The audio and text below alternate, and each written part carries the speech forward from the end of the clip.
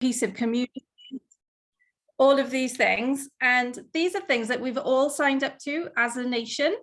There are some organisations in Wales, certain public bodies, that have a statutory duty to deliver against these. And that includes local authorities, planning authorities, Welsh Government, etc.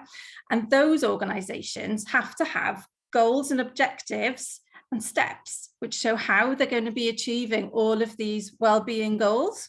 And the important thing about this is that we have to be working towards all of these together.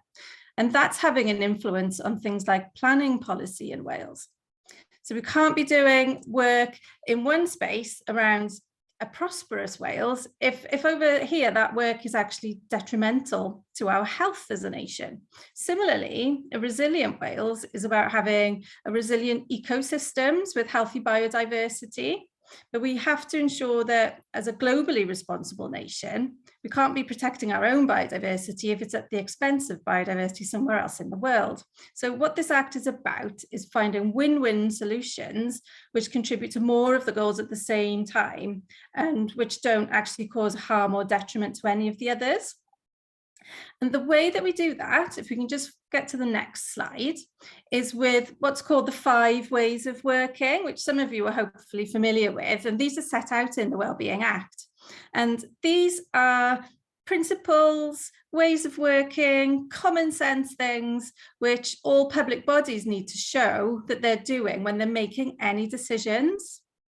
They're really practical approaches and just useful principles to follow so we can get some sustainable and some workable outcomes for everyone. So involvement, that's about involving people who might be affected by a decision, by a new development, whatever that policy or action might be.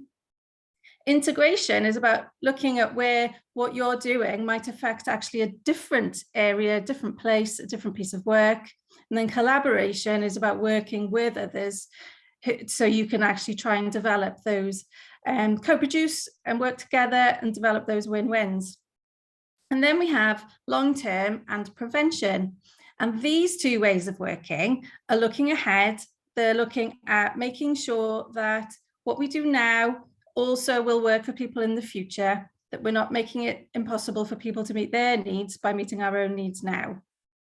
And prevention is about making sure that actually we're not stacking up problems for the future, and also to make sure that any problems we have now, that we're not making those worse. So you can see they're just common sense ways, but these are actually all spelled out as part of the Wellbeing of Future Generations Act. And then on the next slide, just one slightly different lens to look at it, is the 4 dimensions of wellbeing. So whatever we are doing, we need to be considering all 4 of these at once. It's just another way really of articulating those 7 wellbeing goals. So in anything that we do, we want to be making sure that we're addressing economic, social, environmental wellbeing, but also in Wales, we've added this 4th dimension, which is cultural wellbeing, which you don't always come across on that sort of triple bottom line. That's also one of the reasons why in Wales, we have so much prominence around Welsh language and things like this in terms of planning and new housing developments. And then finally on the Act, this last one slide, I've mentioned sustainable quite a few times and the Sustainable Development Principle. But what that actually means is the whole focus of what I'll be talking about today and really what the session is about. People will sometimes say to us as an office that we shouldn't be thinking about the needs of future generations when our current generations need support in the here and now. But when you actually understand the Sustainable Development Principle, you can see that it doesn't work unless you are actually meeting the needs of people in the present. So at no point is it ever an either or situation between current and future generations. We're looking again for that win-win solutions for both. So I'm going to go through now how we can start to apply that sort of futures thinking of the future in our work. So the next slide, please. So if there's one key message that I would like you to take away from today, it would be this. We shouldn't be building new homes now in a way which is stacking up problems for the future. Neither ideally should we be adding unnecessarily to our carbon footprint, just as we're trying to reduce our carbon footprint overall. So in other words, it makes no sense to build now in a way which will need us to go back to fix it or to start at some point in the future within the expected lifetime of that development, of that housing. So all around us, homes are still being built using traditional methods, which we know are going to require an expensive retrofit. And that's an example of stacking up problems for the future, which we want to avoid. So the context of today's session is that journey that we are all on together to achieve net zero. And this is because we want to be able to continue to meet our housing needs, both now and in the future, in spite of climate change, but we also need to try and reduce that climate change impact that's coming as well. Long-term thinking is what's helped us to identify potential impacts on people and on nature due to climate change. And actually, we're feeling some of those impacts already, even in Wales, things like very hot summers, drought, things like flooding as well. We get flash flooding. Many areas where housing is being built in flood risk areas, things like this, we need to take into account. So the housing sector needs to be ready to adapt to these changes, but also it needs to play its part as well in trying to reduce emissions and that potential impact. So there are three sort of overarching longer term themes that I think that we need to be considering. And the first of those, we can go to the next slide, please, is climate mitigation. So this is about trying to reduce the scale of future climate change. Changes that are still within our power to affect and to slow down and to make a difference. So with keeping global temperature rises to below 1.5 degrees within this century, for example, there are lots of things that we need to be thinking about, and I'm sure you're well aware of lots of these things. So how can we move more quickly to eradicate fossil fuels, ramping up renewable heat and energy? How can we leverage economies of scale across a development site to bring those costs down, both for our own development, but also for all other developments as well, as we build that supply chain? How do we engage our tenants? This is a really important one. And how do we bring them on board for that journey? We're expecting people now to be moving into a new type of home where you need to live in a different way, potentially. So how are we bringing people on that journey and understanding and actually being brought in to that way of thinking as well? So we need a quicker shift to net zero, but it has to be a just transition where people do not feel disadvantaged or left behind. The second theme, if we can go to the next slide, is climate adaptation.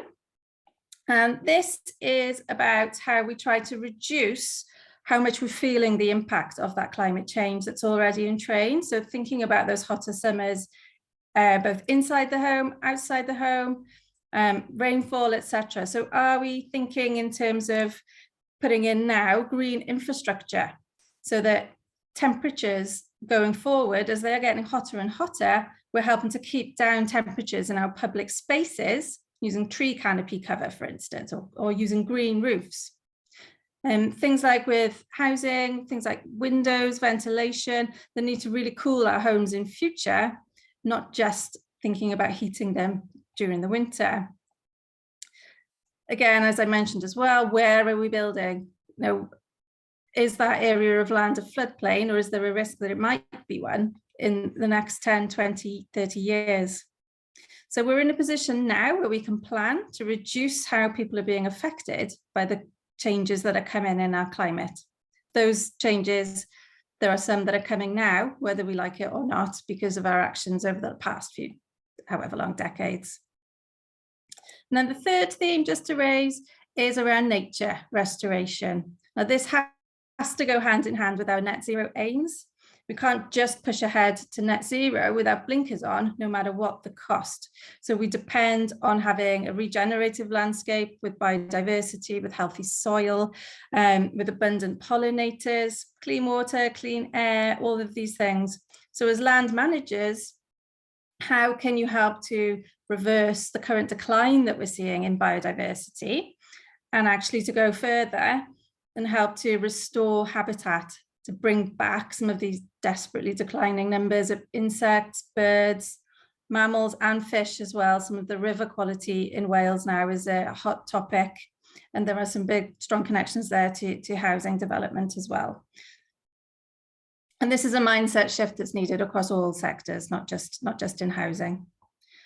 So if we're not acting now, if we're not doing something about it now, longer term, it's going to be too late. And we will have lost more and more of those native biodiversity species, not impacting just on nature, but also on how we produce our food and those ecosystems that we rely on for our own well-being as well.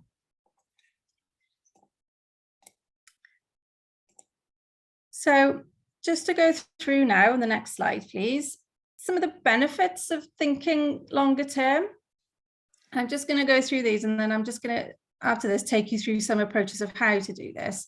But some of the benefits of long-term thinking are around being prepared, making conscious decisions with having no regrets, where you need to come back and change things when you could have done it a different way in the beginning, if you'd done that with foresight and looking ahead at what was coming.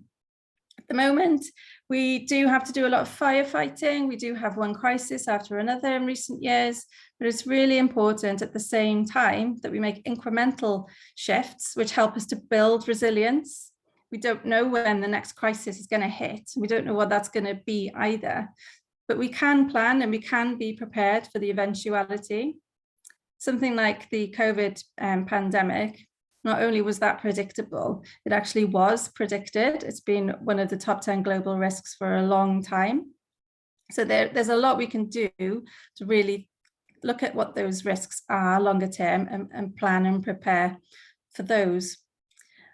And actually, if we do this correctly, thinking longer term, thinking back to those 5 ways of working that I mentioned at the beginning, it can actually really help us to deliver against all of those ways of working, helping us building a common vision for the future with other people, collaborating to achieve that common vision, helping us integrate ideas and policy decisions to protect and improve the future for people now and for people in the future.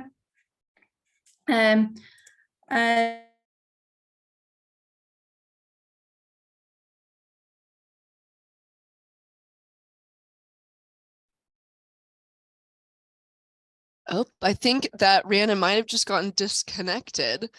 Let's see if she comes back in a minute. And if not, I might have Tom step in and do his presentation in the meantime. Sorry about this, everybody. This is isn't the first, I think our first net zero week two years ago, the Future Generations Commission disappeared as well. So it's something in their Wi-Fi down in their Cardiff office. So, yeah. Right. Well, then, in the meantime, could I ask Tom, could I ask you to give your presentation while we see if Rhiannon can reconnect? Sure. Yeah, not a problem at all. Sorry for the last minute switch. It's all right. I was sitting back and chilling out. Then I just let me find my share screen. Can I say, while Tom's given some space and taking pressure off him, do use the question and answers box. I know we've had 2 questions there already. If anyone wants to ask anything as we go along, yeah, please do use it. Perfect. Yep, that looks good, Tom. Thank you. You see that, Hannah? Yeah, perfect. Great. You are well. Hi everyone. As Hannah said, my name's Tom Boom. So I work for Clwyd Allen Housing Association. We're based up in North Wales, and I'm pleased to be able to show you a little bit of what we do here at Clwyd Allen and how we build our homes to transition us to a net zero future and on that decarbonisation journey. So just to give you a little bit of an overview of who we are and what we do. As I say, based in North Wales, we currently own over 6,300 homes. Now that includes what we term as sort of general needs, which is sort of the traditional houses, terrace and semi-detached flats, etc. but also we have extra care facilities, we have care homes, we have homeless shelters, quite a broad spectrum within the housing stock. So in terms of the development programme, which we call the development programme, which is our sort of new build arm to the business, we currently spend over £75 million a year on building new homes. Now, what that looks like is about 650 homes on site at any one time. That equates to roughly around 250 homes each year being handed over. Just to give you some context and some sort of widening of that timescale overview, we have about 500 homes currently in the planning system. Now, Rhiannon mentioned a little bit about the planning system earlier, but just to give you an idea, we have to think sort of two years in advance of how we're going to build the homes in the upcoming years. So those 500, some have been in the planning system for over 2 years now. So the plans that we're putting in place now, or that we're submitting for planning permission now, will probably be built in the next 3 or 4 years completed. So that's that time scale has an effect. And just to back up what Rhiannon said, we need to think now of what it will be like in the future. And so in terms of net zero, for us, I mean, I don't know about any of you, but for me, there's lots of these buzzwords around net zero, carbon neutrality, there's decarbonisation, sustainability, carbon footprint, green, all these sorts of buzzwords. But for us, we want to look at reducing energy usage and increasing energy generation. So that's sort of that net overall effect is reduced down to a point where there may be some offsetting, or there may be some carbon capture in the future, which will help us to readdress the balance. So we focus on two things. First of all, building performance. That's largely within our control. We can choose how we build and what we build from to reduce that energy demand if the building is, or if the home is used in an optimal way. Now, the resident education is an increasingly larger part of our net zero journey, or our decarbonisation. We've recognised, and I'll show you some examples of just how important resident education is in terms of these new buildings and these new homes that people live in, both obviously new build and also when we look to retrofit properties as well. So in terms of building new homes, it's pretty much been kick-started by Welsh Government, and credit where credit's due. For us, that looked like the Innovative Housing Programme, which was the first project we had with that programme was completed in 2020.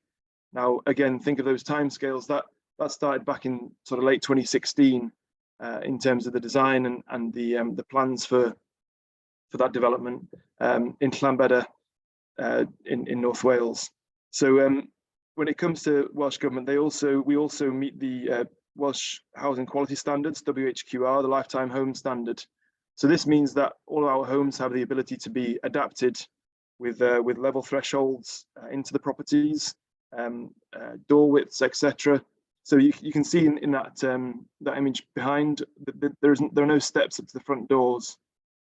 That means that each of these properties could potentially have someone with mobility issues or any age of tenant, but also we do things like within the floor structure we leave and brace for potentially including of a lift to go from the ground floor to the first floor.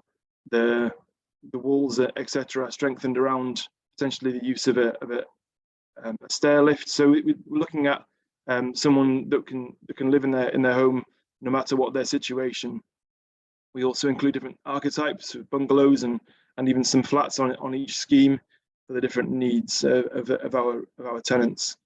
We signed up to what's known as the Wales Placemaking Charter with the Design Commission for Wales. Now, this means that our designs and our plans are put through an increased level of scrutiny, but also increased consultation and involvement from more experts in the field when it comes to things like layout of the properties and of the overall plans, but also when it comes to things like biodiversity and natural enhancements.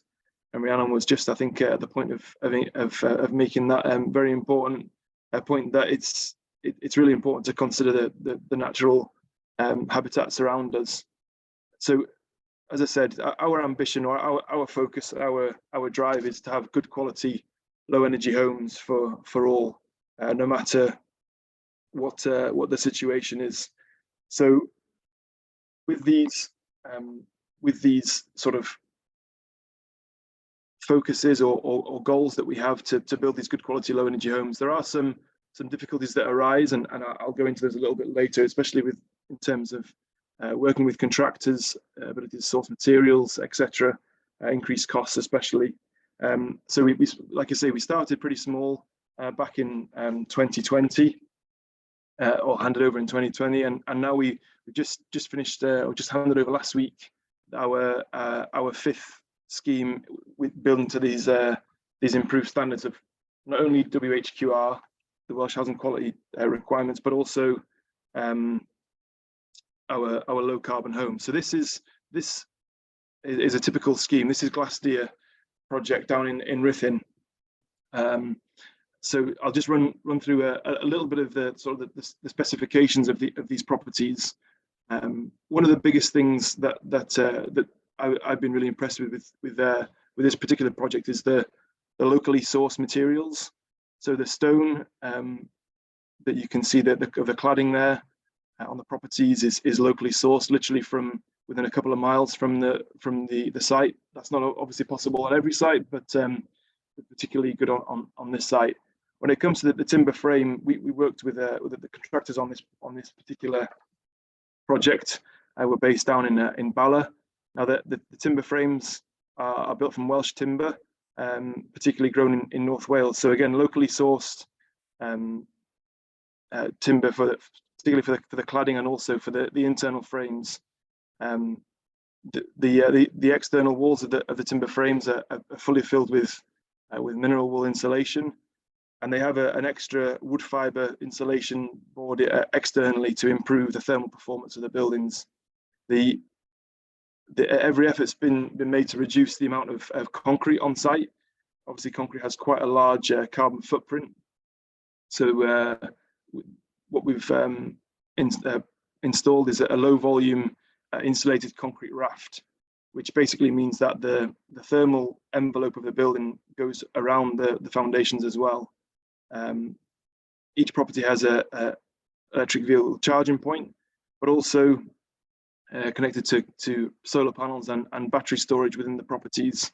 Now, focusing more particularly on the site works. During the construction process, often the curbs that are laid for the sub-base materials of the roads, which is what obviously the construction vehicles sort of use for their roads before the finished top surface is added. They're often considered sacrificial. So the curbs, obviously, from concrete, they're pretty much thrown away at the end of the process. So Williams Homes use a forming machine, which basically you fill it up with concrete, and it allows you to create more substantial curbs, which allow the finishing curbs to go on top of it, so it reduces the sacrificial curbs. They use a tarmac, which includes a lot of recycled plastic, called Macroburg tarmac. Now, some of the numbers are quite staggering. Potentially using 80,000 plastic bottles per ton of tarmac, which they use it instead of the bitumen product. So again, it's making uses for things which we obviously attempt to recycle, but it's considering a more holistic approach and how we can use it in different uses. Now, in terms of the site, there's obviously permeable surfaces, which is a pretty standard in terms of planning permissions these days, but with increased greenery and swales for surface water management. And then each property has an air source heat pump for heating and for hot water. So as I said, Glassdeer in Rhiannon is 63 units. It was actually our second scheme to this sort of newer higher standard that was kick-started by the Innovative Housing Programme. So that we received additional funding on top of what funding we do receive already for the improvement of the sort of the specification of these units, and also to try new things and to share those learnings with Welsh Government and others. Our first low carbon scheme was in Maes Famau in Llanbedr. It's actually not too far away from Rhiannon. So you can see on the right hand side there is an examples of the semi-detached properties on site. Now, this specification is much like the previous one. Well, I guess although it was the first, the Glasdy was much like Maes Famau. But the main difference being was that we trialed or piloted a new or a different source of heating. So instead of individual air source heat pumps, Maes Famau has a communal air source heat pump with a plant room on site and a district heat network. That basically means that the heating is generated in a plant room and is sent round on a loop system to each property, and then the downstairs of each property has underfloor heating, and so it pulls off the hot water from the communal air source heat pump to obviously heat the ground floor and then heat the radiators upstairs. It was a fairly innovative scheme, and we've learned a lot of lessons. First of all, the project was handed over in midway through 2020. Now, obviously, at that time, it was very difficult to interact with the tenants as they were moving in. It was almost a throw the keys at them and provide them with some documentation. But we quickly recognised that wasn't the best way to do it. Circumstances didn't allow other ways, but we used that as a catalyst to change the way that we do things in terms of the handover process, and I'll touch on that in a minute. Another thing to mention is the rising energy costs. Now, with the communal air source heat pump, we quickly learned after the design phase after the construction phase, that the air source heat pump was oversized for the amount of properties there are. There are 38 properties on site, and it could probably handle enough, or has capacity to handle about 90 to 100 properties. So that there's inefficiencies within the mechanical operations of the air source heat pump. Now, that's one of the reasons why Welsh Government provided additional funding, so that we're able to test these things and to learn the lessons and share those with other associations to improve on a more general sort of scale. But again, to hark back to the resident education, we found that there's a large discrepancy in the usage of energy on the site. Some people are paying as low as, and even through last winter, paying as low as £30 to £40 for their heating and hot water, whereas others are paying well in excess of £200. There are properties, but that education of how to use the properties in the most efficient way is critical in our journey, in our decarbonisation journey and towards net zero. A couple of pretty pictures for you. It's always nice when there's some dramatic clouds in the background to frame the pictures. But these range from projects in Llangefni on Anglesey, I think is the top left. We've obviously got from Glasdy and Maes Famau, but also from a project down in Llanrwst as well. Some of the challenges and considerations, obviously, building to this sort of higher standard of construction, increased costs. Not only with the material cost increases that we see in the construction industry, but also the costs of battery storage, of increased insulation. All these sorts of things add up. But as Rhiannon said earlier, what we're looking to do is build properties and homes that aren't going to need retrofitting and adding more cost in that way. So we see the upfront capital cost as worthwhile. It's important for us, and we've seen an increased need to upskill staff. So not only the development staff and the technical staff that go out on site and check over these properties, but also the maintenance staff, that they know how to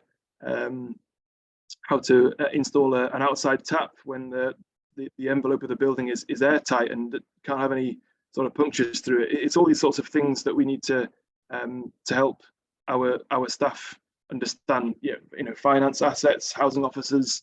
It's a real collective effort. The development team obviously build these properties and hand them over, but then there's a lot more interactions with other departments of the company.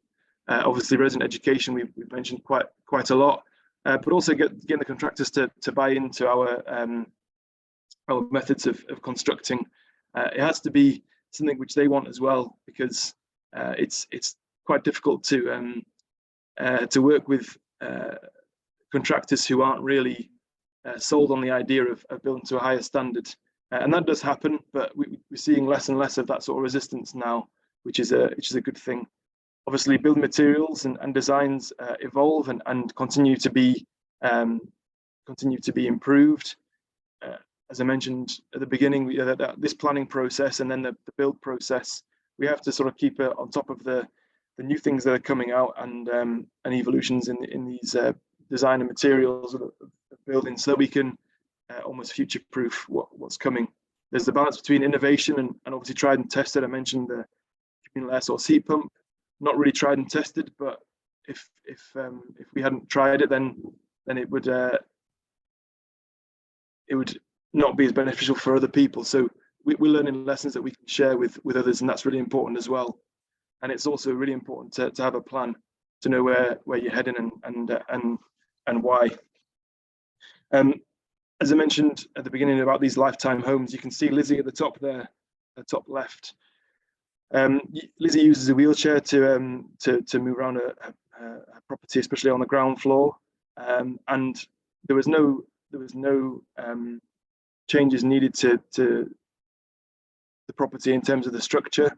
The downstairs wet room was easy to install, and also the stair lift that Lizzie uses to move upstairs was straightforward because of the lifetime homes standard.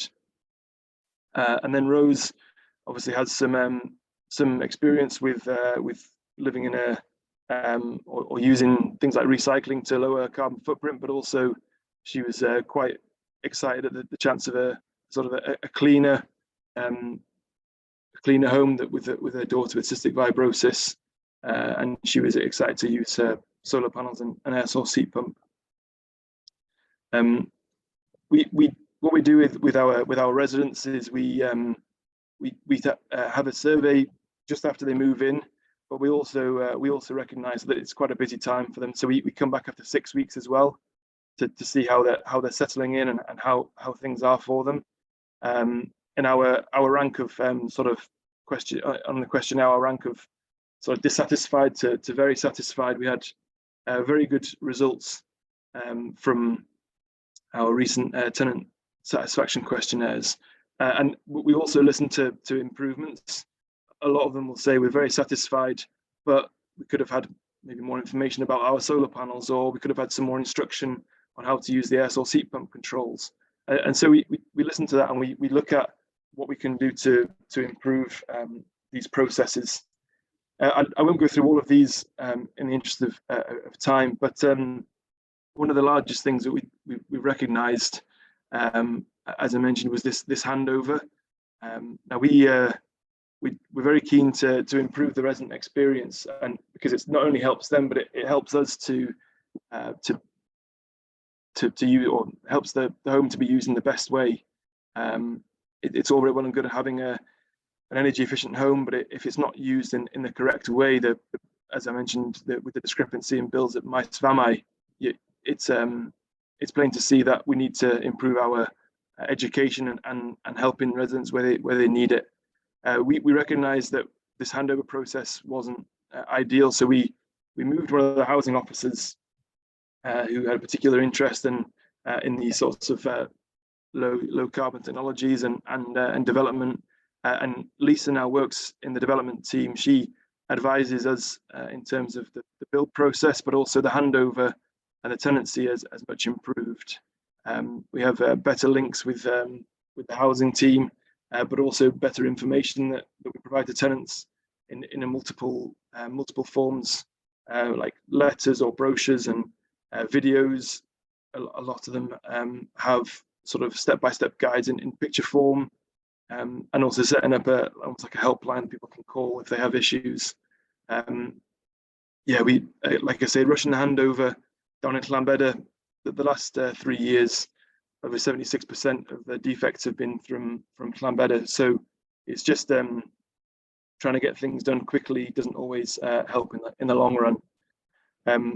So looking to the future, then our aim is, as I said, to reduce the energy consumption and increase energy generation and storage within our homes. Obviously, coupled with that, and the use of the homes is aided by the use of intelligent energy systems. These are the controls that can measure humidity and temperature within different rooms and adjust the technologies to suit, and the building systems to suit the different levels in each room. We want to decrease our reliance upon the grid. Obviously, the home may be net zero ready, you could say, or maybe decarbonized, or low carbon. But with the electric grid connection, you're always closely linked to however much carbon is emitted by the grid. So we try to reduce that as much as possible. We also look to consider and further consider embodied carbon and biodiversity on site. As I mentioned earlier, we can do much more as a sector. Although there's been good steps in the right direction, we can do much more, but it requires everyone's effort. I put down there improvement in measuring tools.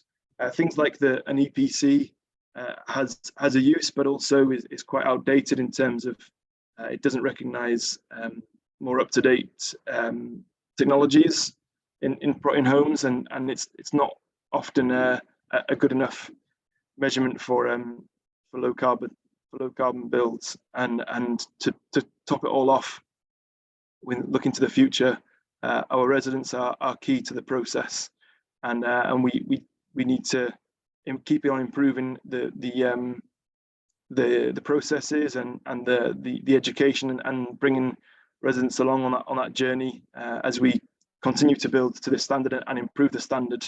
Looking ahead to our properties in the future, the residents will be key to achieving a lower carbon future. As I say, the in-person use is key, and that's the end of presentation.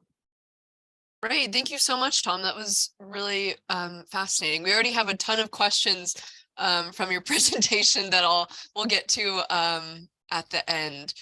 So in the meantime, I did want to invite Rhiannon up again, who's back, and we'll pick up where she left off on her presentation, and then we'll go into those questions and finish out the session.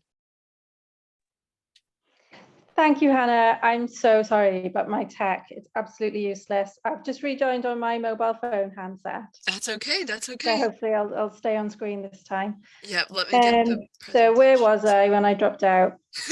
I think we were on slide. Long-term thinking. There we go. Yes. Let me switch this view. Okay. All right. Yes. All good now. Thank you. Okay. So I was just looking about the benefits of long-term thinking, and some of these are listed here on this slide, and if they're done correctly, as I was saying before, it can actually help you to achieve all of those 5 ways of working around involving people, engaging people, building, collaborating to develop ideas which are integrated across different ideas and different policy areas, for example. But also this long-term thinking can really help us to identify issues in the future that we can prevent by doing something in the present. So if I skip to the next slide then, please. I just want to talk a bit about what does futures thinking actually look like. And I absolutely agree with Tom, residents are key to this. It's not just about us doing desk research, this is about really bringing in lots of different perspectives, for example. So the way that it might look is it might be about spotting patterns of change, emerging trends, things that we call mega trends, identifying any potential surprises or disruptors earlier. So it gives us a bit more time to respond to what might be on the horizon. We can focus on the external context within our work. So that means really taking account of the bigger picture. So not just thinking about your field of work, but thinking about how megatrends such as climate change, aging population, automation, all these things, how is that impacting and how can you make that, or how can you be part of the solution? Bringing in alternative points of view is another one, because futures thinking is a collaborative process and it should be collaborative. So, you can do things like futures visioning, scenario planning, really powerful tool to involve people really creatively and helps to understand their needs, their fears or their dreams for the future.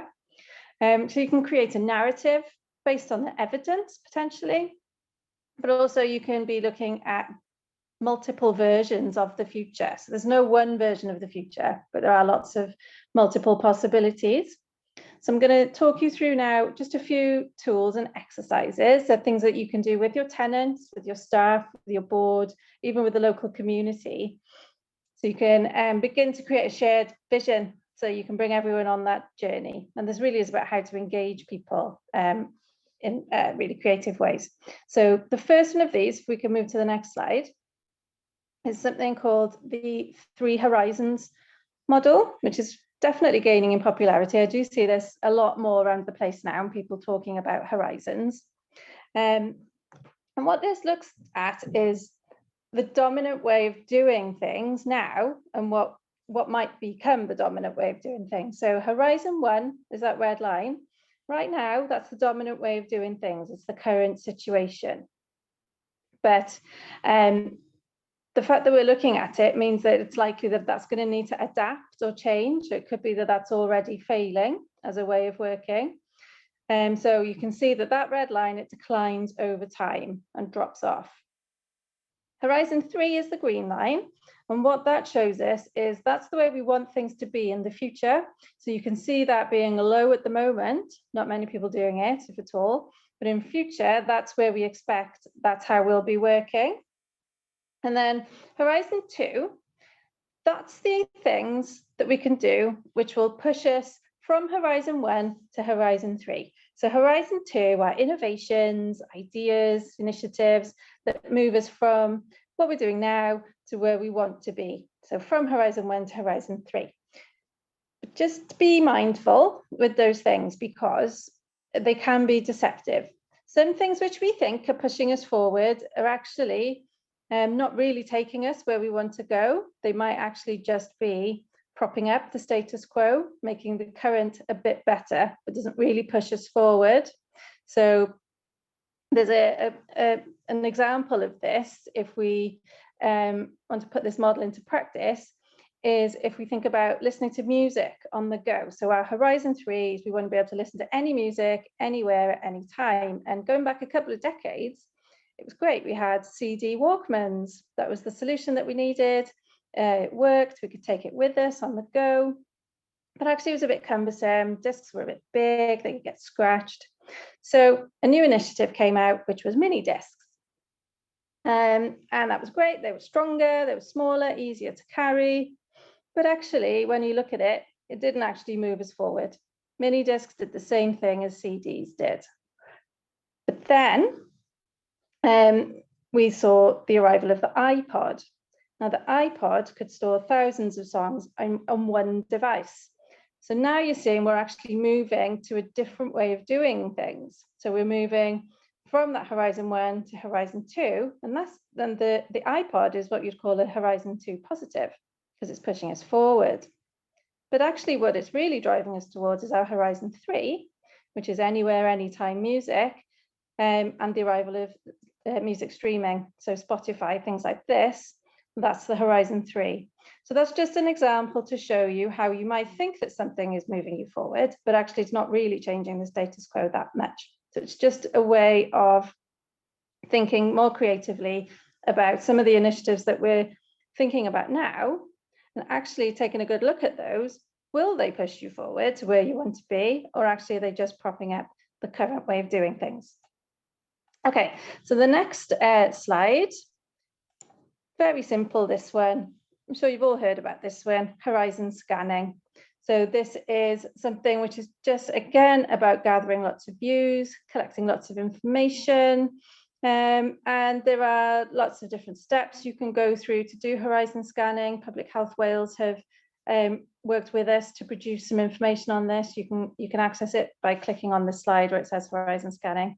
And this is just one of those steps. So again, it's about exploring trends, developments, how we think those things are going to impact on our work. So that's just a simple one. So then the next one, if you can go to the next slide. This is another interesting one, and again, a great one to do in groups with your residents, with your staff. And it's called the Futures Triangle because it forces us to look at 3 elements. So the push of the present is where we begin. Why do we want to do something differently? What are the key sort of drivers, the forces that are pushing us forward, and what do we think is going to influence that? So, that might be political influence, might be cultural influence, whatever those things are, have a think about those. And then we look at the pull of the future. So what do we expect is going to happen? What are our hopes and fears for the future? It's not about predicting the future, but it's about trying to shape and envisage that future. And then just as important is the third element of this triangle, is the weight of the past, or the weight of history. This is a really important one. What are those stories, those anecdotes that we remember from our past, which is shaping our view? Maybe some of those are really inspirational. Maybe they're things that we can learn from. They can be really deeply cultural narratives and beliefs that are part of this. So considering those 3 different elements together can really start to help you shape that journey that you want to go on to the future that you want to shape. And then finally, just to the next slide, we have star, mountain, chessboard, self. So this is a model that was developed in 1999. Very wordy slide, this one, but what that's essentially telling you is that the star represents the end goal, mountain is what you hope to achieve, chessboard is about looking at what you think the challenges or issues are that you're likely to face, and self is about you as an organization, your values, your attributes as part of this process. So again, a really good one to do perhaps with your board, to really think through these different things. And if you would like any further info on any of those tools and how we use them as an office, you're more than welcome to get in contact with us, and we can give you some more information on those. So then finally, just to the next slide, I just want to end with the message that, futures thinking isn't really about looking to the horizon through a crystal ball and always predicting the future. That's not what it is. What we're trying to do here in futures thinking is that we're really weaving that futures thinking into our work. So we're moving beyond just having conversations about what we think future trends are going to be, actually to something which really deeply informs all of our decision making. And that can seem quite challenging when you're dealing with sort of day-to-day pressures and multiple crises that we have at the moment.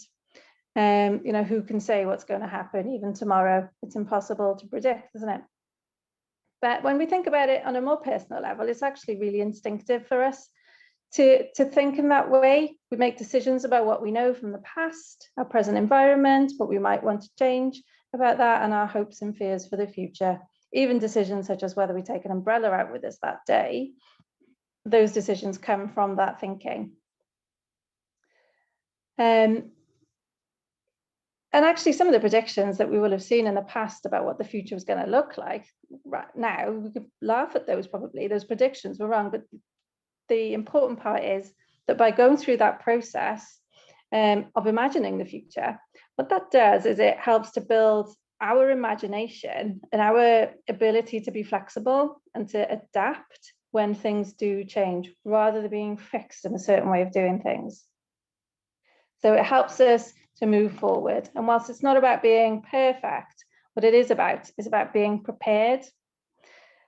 I think there's a growing recognition now that, you know, if our activities are always based on assumptions of what the world is like today, it can really limit our choices.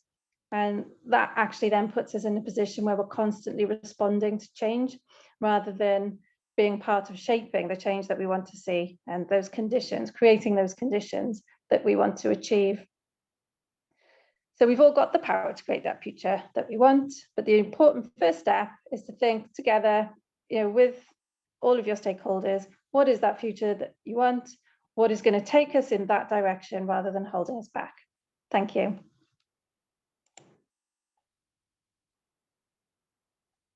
Great, thank you so much, Rhiannon. That was amazing. I'm glad you're able to join us and finish up your presentation. So that was great. I'll stop sharing. So we're back on the screen.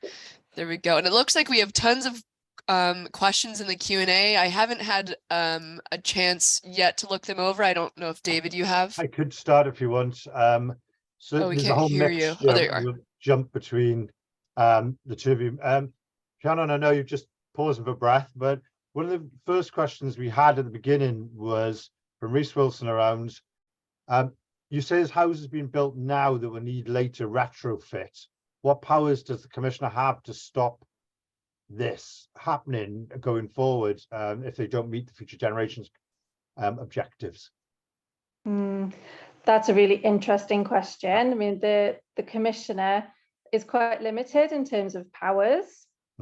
There are powers there, such as you know, conducting a really in-depth review into certain things where we think the Act isn't being delivered, and the Commissioner has done that once or twice now.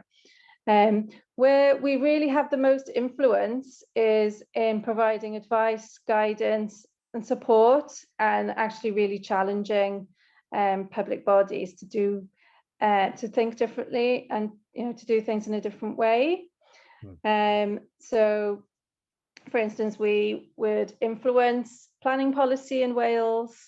We work alongside public bodies, local authorities, planning authorities, and we try to ensure that where they are setting their wellbeing objectives, that they are actually thinking in this way, to ensure that houses are fit for the future. As I say, we don't have the teeth or the power to enforce anything like that. All we can do is challenge and provide the best advice that we can. Thank you for that. I'm going to switch to Tom now. Tom has a lot of practical questions. I'm afraid you get in each of your work. A lot of love for the EV charging, comments there about making sure that they're in the bills. One of the things Richard Williams asked was about, you mentioned this discrepancy of different bills, and I think that's something that resonates with a number of people, I think, who've maybe been roundhousing a long time, the old coal district heating systems and gas. That I remember Mike Owen, remember him from Merthyr Valley, talking about if you were too close, it was boiling, and if you were too far away from the heating system, it was freezing. What work are you doing to look at that discrepancies? I think that's something that the tenants today would be interested in.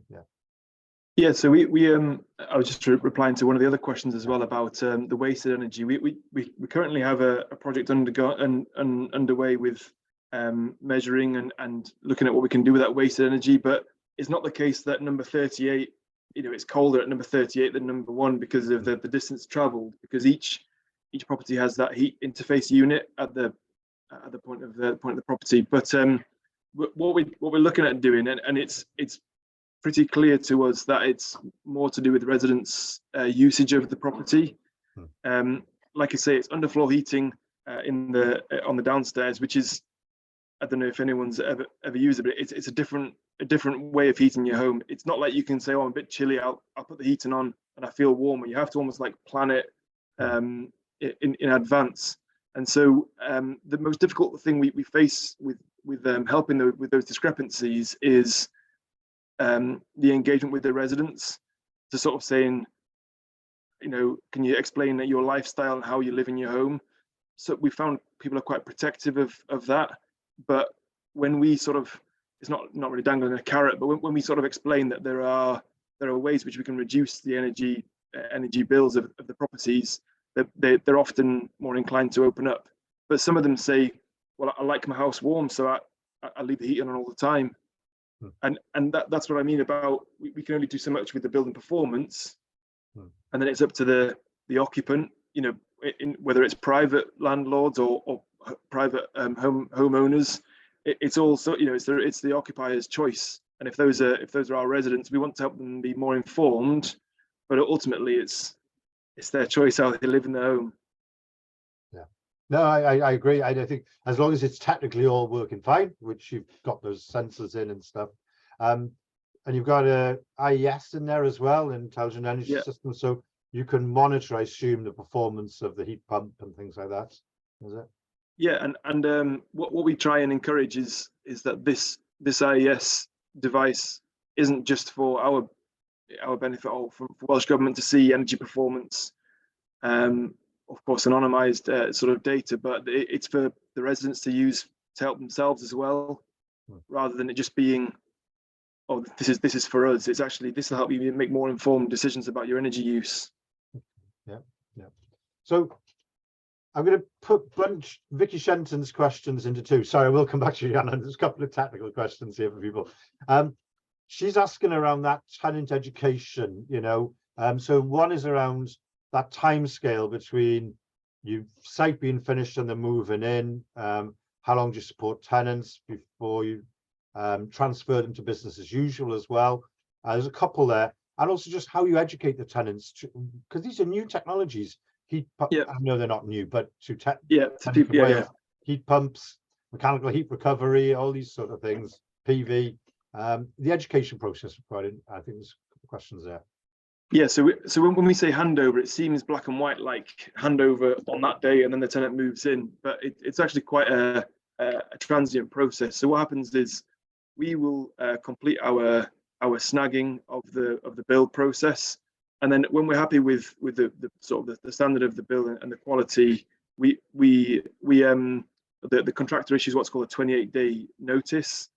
That then gives us a date of when to start signing residents up and saying, okay, you can move in on this day. But the handover is literally we receive the keys and then we have residents there to receive those straight away.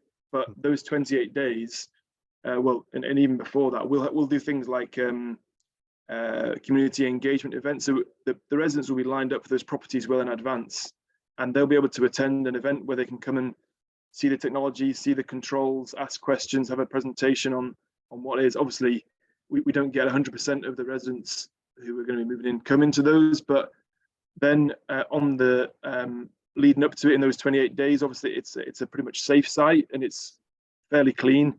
The main thing is it being cleaned, but we do take residents around the sites if they're still uncomfortable with what exactly will be in the properties. And then on handover, we have a member of our development team with the housing officers on like a 1-to-1 handover. A 2-to-1 handover. So the resident they walk around the whole property, they ask questions. But of course, those are sort of overwhelming moments when you see all the tech and you think, how am I going to put the wardrobe? Where's the bed going to go? And so we try and, like I say, have that 6-week sort of touch base and say, how are you finding things? How are you finding the controls, etc. So we try and make the process a bit more than just like, here's the keys, here's an information pack, good luck. So when you said residents can come to an event beforehand, is that at a show home or is it a community centre or at your office? Yeah, it depends on the project. We often phase the handovers. So on Glassdeer, we're just finishing off like the 4th phase of the handover. So if there are properties that have completed that you can sort of see them, then we will have like a demonstration at a show home. But often it's at a community centre or a village hall or something like that we can have a gathering place. Yeah, that makes sense. I can't remember Vicky's second part to Vicky's question. Sorry, I went off on one. It was around the comms and stuff. And is there guides, literature, or videos, and self-help? Yeah. Things? Yeah. Yeah, all the above. We try to make it accessible to all in a variety of different formats, and yeah, try and sort of demystify the tech. You know, use as little jargon as possible and things like that, but also provide chance to ask questions. Yeah. It's often the best way. Vicky might be in touch. She's Denbighshire Council, so she's hi Vicky. Yeah, I used to work for Denbighshire, so she's just at the office from me. Right, yeah. Okay, cool. I'm not sure who this is aimed at, any either of you, but there's an observation from Amanda around water companies struggling with waste disposal. How do we ensure new builds don't cause further issues, such as, it's been a lot in the news. I think Rhiannon mentioned it about waste going into rivers and sea and things like this. I guess as we look at future builds, does anyone have any thoughts on how we're going to build more responsibly, not just on the site, but its impact wider? Yeah, it's a tough one for either of you to answer. Yeah, just to comment briefly on that, I think, you know, we have really ancient sewerage systems, you know, which we're dealing with as well, don't we? And there's an awful lot that needs to happen from the perspective of the water companies. I think they, you know, they have committed to make some improvements along those lines for sure. Yeah. There are lots of other spaces we could be looking at here as well, in terms of how wastewater is separated when it comes from properties. Yeah. Rainwater separated from dirty wastewater. There's also things around how we consume water as well, you know, and that we consider water efficiency, particularly in how we're developing homes, you know, rainwater harvesting, how we can be recycling water. Yep. Because reducing how much water we're using does take the pressure off those ancient systems that we've got, which are carrying our water around. Yeah, just a few observations there. No, I agree. And things like Monmouthshire Housing use a lot of water recycling in their headquarters. And I think last year, Ian Titherington came to talk about suds, which was a new subject to me. And he really knows his stuff. I think he's at Welsh Government now from Cardiff Council. And that's sort of how water, surface water is then captured and filtered, and just not all going straight into the river and stuff. That was a surprise hit of last year. Suds. Yeah, and I think just on the back of what Rhiannon said, and what I've noticed is that it's on everyone's mind. It's not just you know, Welsh Government or, you know, Future Commissioner Office. It's on everyone's mind, including the water companies and NRW, and obviously, you know, there was a question about the phosphates. Yeah, that sort of brought it to everyone's attention and made people sit up and take notice. When all the build programs in these areas have been particularly sort of problem areas have been stopped, it's like we all need to come around the table and discuss things. But I would say on top of the old system of the water systems, we've also got an old system of working. We found that we talked to one organization, who talked to the other. It just goes around in a circle. And you think, well, who can make a decision here? We have to take a step inwards towards each other, rather than sort of saying, well, we're waiting for them to make a move, or we're waiting for them to make a move. We have to make a move together. Yeah. I think that's driving those standards up, isn't it? So Lynn, asking some practical questions, Tom, because this has come up over the last couple of days, I think because of the time of year we're at, about excess heat. You know, we're talking about insulating buildings and making them warmer. Actually, this time of year, there's been questions, especially some people with disabilities and stuff like that, around excess heat. Is there anything that you're doing with that? And I think there was another question about windows as well. There's this fear that if you have a heat pump, you got to keep your windows shut and stuff.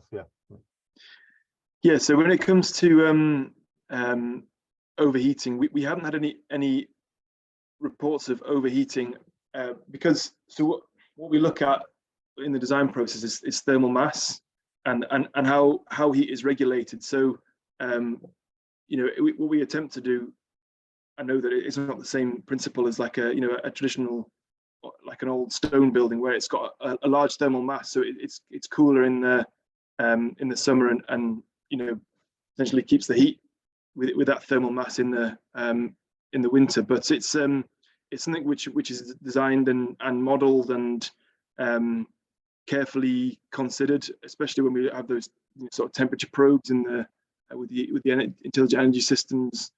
So it's something which is closely looked at and we're well aware of. And the other question was about the sort of passive house principles and keeping windows closed, which is obviously a different. There is in some of our properties is mechanical heat recovery and ventilation, which obviously brings in sort of fresh air and cooler air. The biggest issue with that is obviously, opening the windows sort of negates the mechanical effect, but we try to educate as best we can, but at the end of the day, again, it's residents' choices. And if they understand the choices they're making and have a more informed decision, then that's the best we can do. I don't think we'll get to a place where everyone uses a building optimally, but at the same time, at least it's there if they choose to do so. That's good. Rhiannon, it's not a question here, but it's a question we often think about at TPAS, which is, as we look forward, we're looking at new builds. What would you like to see in new build considerations, or even community placemaking considerations? Is there anything that's on your wish list that, maybe the sector? There's a lot of housing staff on this call. There's some chief execs. There's a lot of different people here today. What would your message to them be in terms of new building?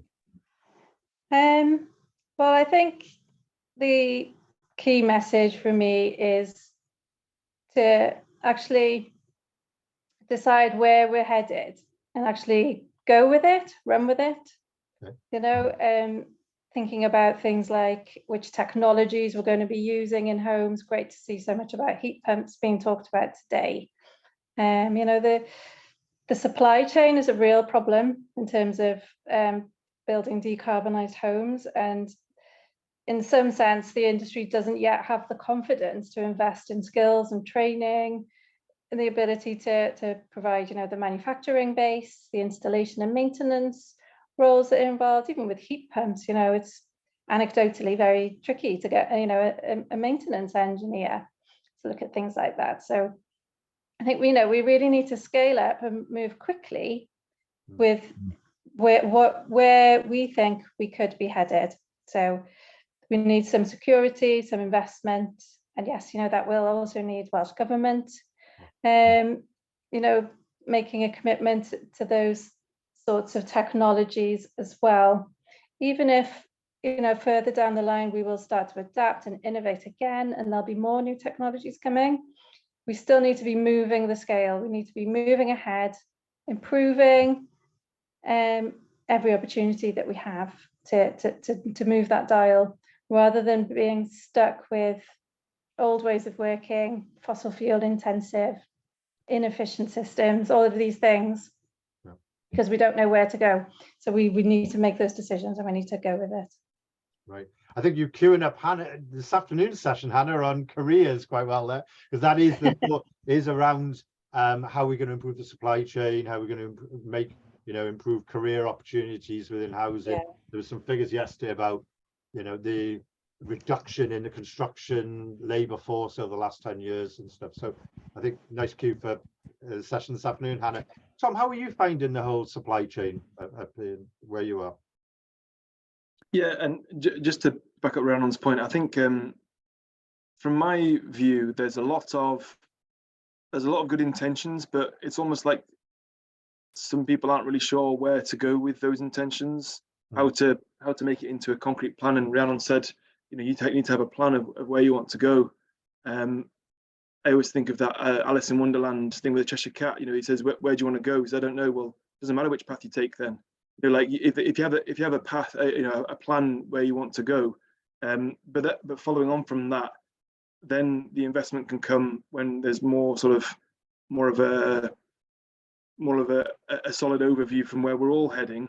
Then the skills and the supply chain can catch up. The supply chain is doing very well, I would say, in keeping on top of I'd say advances, you could say, but at the same time, those advances are in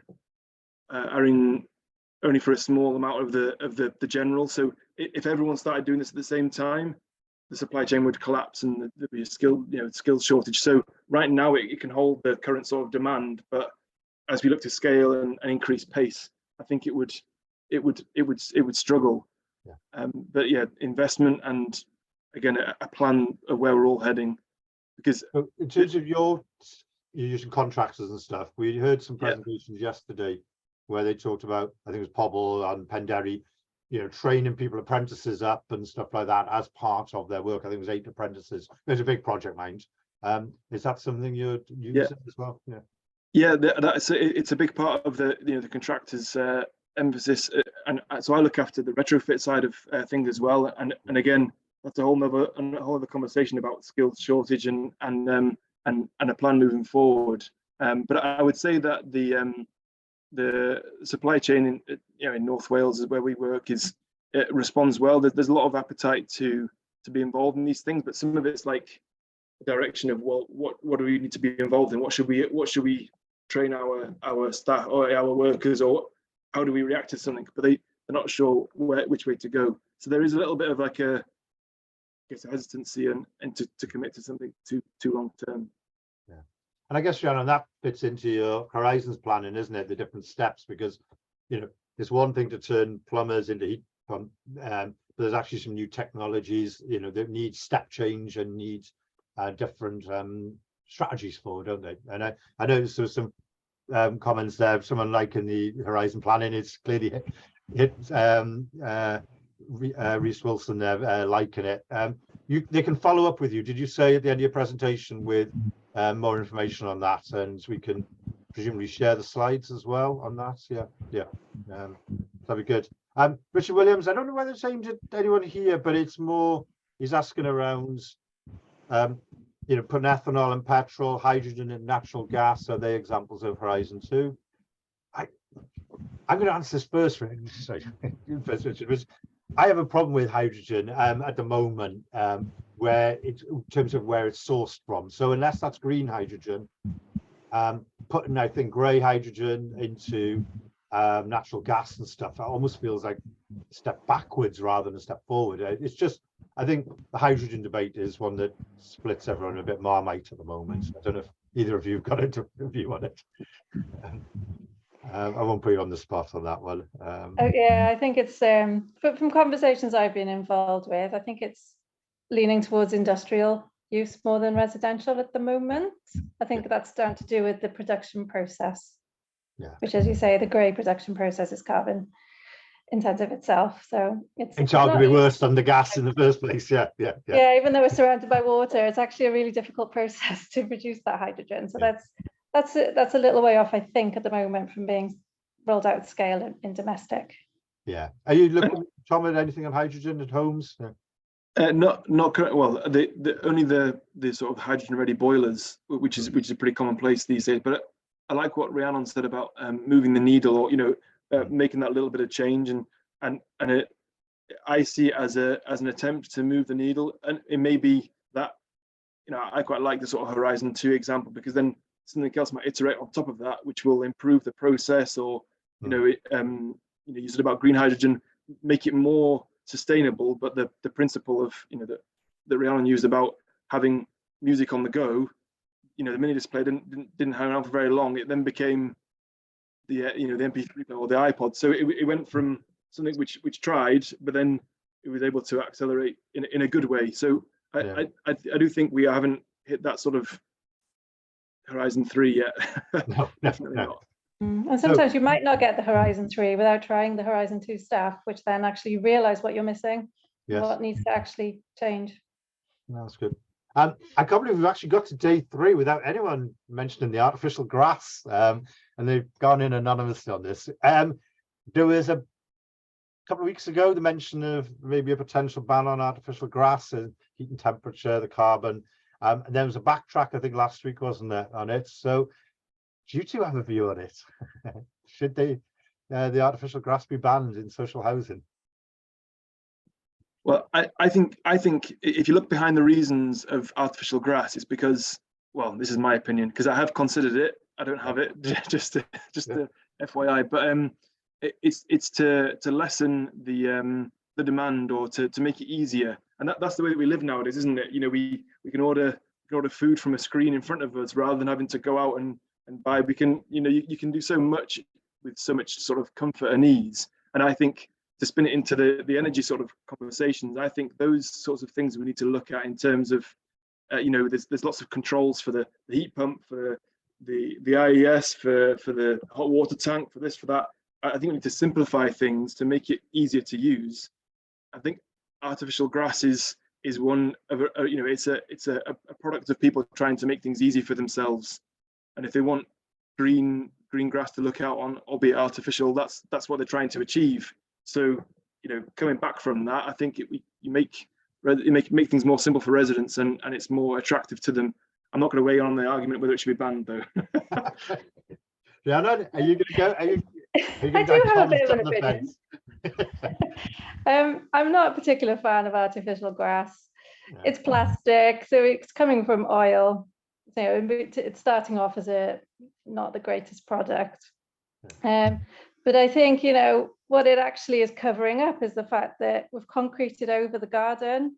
So we've got solid concrete floor where actually we need to be breaking up that concrete.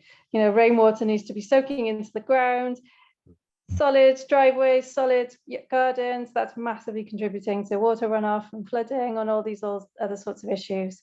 Not to mention the loss of biodiversity when we no longer have soils and, you know, healthy soils around. So it's, you know, for me, it's a multi-layered issue, but I don't think I'd ever come out in favour of artificial grass. And I would say that, say anything about whether it should be banned.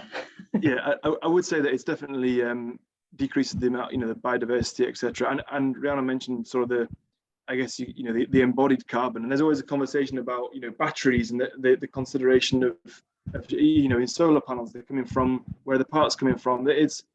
That's a consideration that I think is gaining more traction in terms of embodied carbon. Obviously, you know, the steel industry, concrete, there's lots of embodied carbon in these common building materials, and so it's looking more holistically. But I do think that obviously that, you know, if you're trying to improve the natural habitats around you, it's not the best idea to put something artificial in. But yeah.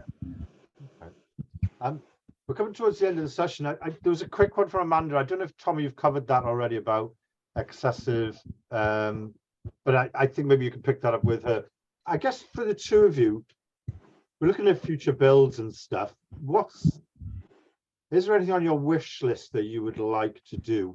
Or if, Tom, you had more budget, or what would you like to see in future builds or future developments that maybe isn't happening at the moment, or you'd like to see more of?